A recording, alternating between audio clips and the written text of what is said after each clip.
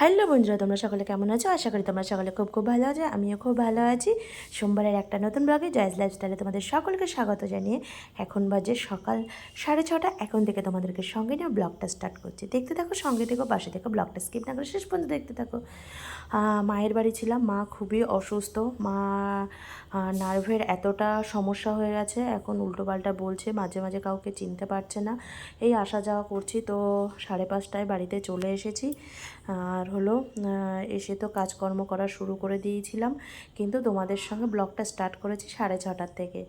তো আর কালকে তালের বড়া করেছিলাম মায়ের বাড়িতে, কিন্তু বড়মশাই আনেনি, ছেলের জন্য, বাচ্চা মানুষ বলে ওই জন্য একটা তাল হলো আমার মাসির ছেলে এনেছিল। তো মা বলল ওকে বাড়ি গিয়ে এটা তৈরি করে দিস। তো আজ যেহেতু শ্রাবণের লাস্ট সোমবার, আর আমি তো শ্রাবণের সোমবারগুলো বছর 3-4 হলো পালন করছি, ওই জন্য চাল কুমড়ো দিয়ে বড়ি দিয়ে করেছি। নিরামিষই রান্না হচ্ছে, আর পাঁচমেশালি সবজি, কুমড়ো, পেঁপে, কাঁকরোল, বড়ি, সয়াবিন, এইসব কিছু দিয়ে। আর তারপরে রান্না বান্নার কাজও হয়ে গেছে, আর তালটাও হলো আর কি কুড়ে নিয়েছি, তালের পাল্পটা বের করে আর কি ঢেকে রেখেছি। ওই 11টার দিকে করব। সংসারের সমস্ত কাজ গোছাতে গোছাতে তো 10:30টায় বেজে যাবে। টুকটাক যে কাজ থাকে সেগুলো আমার 10:30 বাজে, কিন্তু আমার এমনি কাজ পুরো 8টার মধ্যে কমপ্লিট হয়ে যায়। ওদিকে তারপরে পুজোর বাসন টাসন মেজে চলে এসেছি ঠাকুর ঘরে। ভেবেছিলাম জলেশ্বরে যাব, খুব ইচ্ছা ছিল মনে প্রাণে, কেউ না গেলেও আমি যাব, কিন্তু মায়ের অবস্থাটা এতটাই খারাপ, মনটা ভালো নেই। তো বড়মশাই বলল বাড়িতে সব এনে দিচ্ছি, তুমি বাড়িতে দিয়ে নাও, জলেশ্বরে আর যেতে হবে না। তো যেমন ভাবা তেমনই কাজ, সেটাই করলাম। বড়মশাই দুধ এনে দিয়েছে, আর ডাবটা গাছের থেকে এখন পাড়া যাবে না, লোক পাওয়া যায়নি। তো দুধ, গঙ্গার জল, ঘি, মধু আর কালো তিল দিয়ে বাবা ভোলেনাথকে 108বার মন্ত্রপুত করে স্নান করিয়ে নিলাম। আর মন ভালো না থাকলে না কিছুই ভালো লাগে না। আর মা ওই রথের মধ্যে অসুস্থ হয়ে গেছিলো, উল্টো রথের সময়। ওই সময়টা কিন্তু মাকে ওষুধ খাইয়ে সুস্থ হয়ে গেছিলো স্বাভাবিক, কিন্তু ভুল বকছিল না।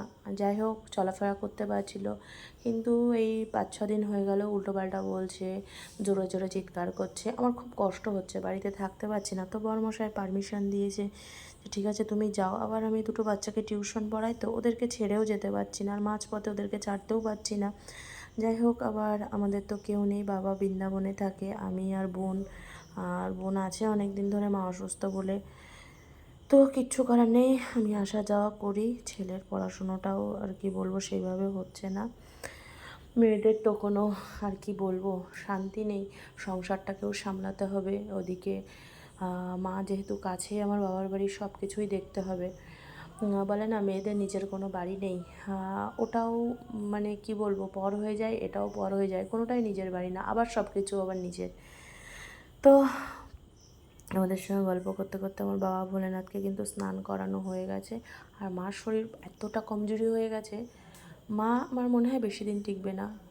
আমার মনে সাড়া দিচ্ছে, বাবুও ফোন করে, বাবুও ভিডিও কলিংয়ে মাকে দেখেছে, মার কিছু মনে নেই আর কি, চিৎকার চেঁচামেচি করছে, হয়তো মিনিট 1-1.5 ভালো কথা বলছে, তারপরে আবার চিৎকার চেঁচামেচি করছে, সবাইকে ডাকছে, কান্না করছে, কখনো হাসি দিচ্ছে আর কি, হাসছে। আমার খুব কষ্ট হচ্ছে, বাড়িতে না কাজবাজ করতে পারছি না। বড়মশাই হয়তো বললো তুমি এই জিনিসটা রান্না করো, তো আমি রান্না করে ফেলছি অন্য জিনিসটা, শুনছি ঠিকই মন দিয়ে, কিন্তু আমারও মাথার মধ্যে কোনো কাজ করছে না, ভুলে যাচ্ছি সেটা নয়। এই সকালে যেমন ধরো বলেছে চাল কুমড়ো দিয়ে মুগ ডাল দিয়ে করতে, যেহেতু নিরামিষ, করে ফেলেছি চাল কুমড়ো দিয়ে বড়ি দিয়ে। আমি বললাম ঠিক আছে। তারপরে রান্নার পরে বলছে তোমাকে বললাম না, আমি বললাম না আমি ভুলে যাচ্ছি, আমার মাথার মধ্যে কাজ করছে না। কী বলবো, কেউ অসুস্থ থাকলে আমাকেই দৌড়াদৌড়ি করতে হচ্ছে, আর বোনের বাচ্চা যেহেতু ছোট, কী বলবো, কিচ্ছু করার নেই, কষ্ট হলেও সব করতে হয়।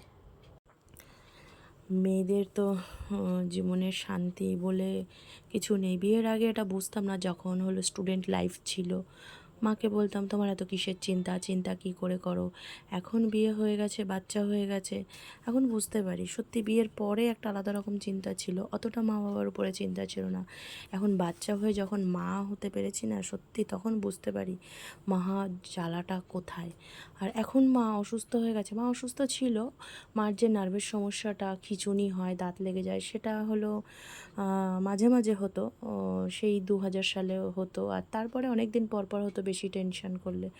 কিন্তু এখন খুব ঘন ঘন হচ্ছে, আর মিনি স্ট্রোক করছে বারবার ওই সমস্যাটার মধ্যে, যখন ওই রোগটা আর কি হচ্ছে, নার্ভের থেকে খিঁচুনি হচ্ছে, দাঁতে দাঁত লেগে যাচ্ছে, হাত পা ঠান্ডা হয়ে যাচ্ছে, হাত পা পুরো শক্ত হয়ে যাচ্ছে, মিনি স্ট্রোক করেছে অনেকবার, মুখ বেঁকে গেছিলো, আমরা বুঝতে পারিনি। আর কি বলবো, কিচ্ছু করার নেই, মনটা ভালো নেই, তবুও স্বামীর সন্তান, সবাইকে তো দেখতে হবে, সবাইকে তো রান্না বান্না করে খেতে দিতে হবে, মেয়েদের সব কিছু মানিয়ে নিতে হয়। কি বলবো, জীবনে কষ্ট থাকলেও একটু কি বলবো, বসে থাকার কোনো জো নেই। আর আমি যেহেতু একা মেয়ে, তবুও আমার বরমশাই কিন্তু আমাকে অনেক অনেক সাপোর্ট করে। সকালবেলায় অসুস্থ হয়ে গেছি যেহেতু, ভোরবেলায় উঠেছিলাম, ওখান থেকে এসেছি, মনটা খারাপ, তো বুঝতে পেরে ও না অনেক কাজকর্ম আমার করে দিয়েছে। তো আর কি বলবো, কিচ্ছু করার নেই, জানি না, কপালে যা আছে তাই হবে। আর এদিকে দেখো তোমাদের সঙ্গে গল্প করতে করতে তালের বড়াটা করেছি, তখন 1:30 বাজে, তারপরে ঘর বাড়ি পুরো মুছে নিয়েছিলাম। আর ছেলে বাড়ি এসেছে 4:30টার দিকে, ওকে একটু তাল বড়া দিয়ে নিলাম। আর অনেকটা বড় তাল, তো অনেক তাল বড়া হয়েছে, আর কেউ খায়নি, ওকেই ফার্স্ট দিলাম। আর এইগুলো দেখো প্রথমে করছিলাম, একটা তো পুড়ে গেছিলো ফেলে দিয়েছি, আর এগুলো একটু নরম হয়েছিল, এটা কাউকে দেবো না, আমিই নিয়ে নেব। আর তারপরে ওকে তালের বড়া খেতে দিয়ে এসে, ওর জামা কাপড় যেহেতু সাদা ছিল, আজকে গেম ছিল, ভিজিয়ে রেখেছি, ভাবছি বাসনগুলো মেজে নেব, তারপর ওর জামা কাপড় ধুয়ে নেব। তো বন্ধুরা, এখন তো ছেলেকে পড়াচ্ছি, আর ওইদিকে রাত্রে তালের বড়া আছে, বরমশাই তাই খেয়ে নেবে। আর হলো ভাত আর তরকারি আছে, আর একটু আলু ভেজে দেবো, ছেলে আর ওর দাদু খেয়ে নেবে। আমি ভাবছি আর কিছু খাবো না, একার জন্য আর কিছু করতে ইচ্ছে করে না। তো চলো, আজকের ব্লগটা এই পর্যন্ত। আমার এই ব্লগটা ভালো লাগলে তোমরা সকলে লাইক, কমেন্ট, শেয়ার, সাবস্ক্রাইব করে দিও। টাটা বন্ধুরা, তোমরা সকলে খুব ভালো থেকো ও সুস্থ থেকো, আবার দেখা হচ্ছে নেক্সট কোনো নিউ ব্লগে। আর তোমরা প্লিজ আমার ব্লগে একটা লাইক, একটা কমেন্ট করো, তাতে আমাকে ব্লগ বানাতে অনেক ইন্সপিরেশান ও মোটিভেট করে তোলে কিন্তু।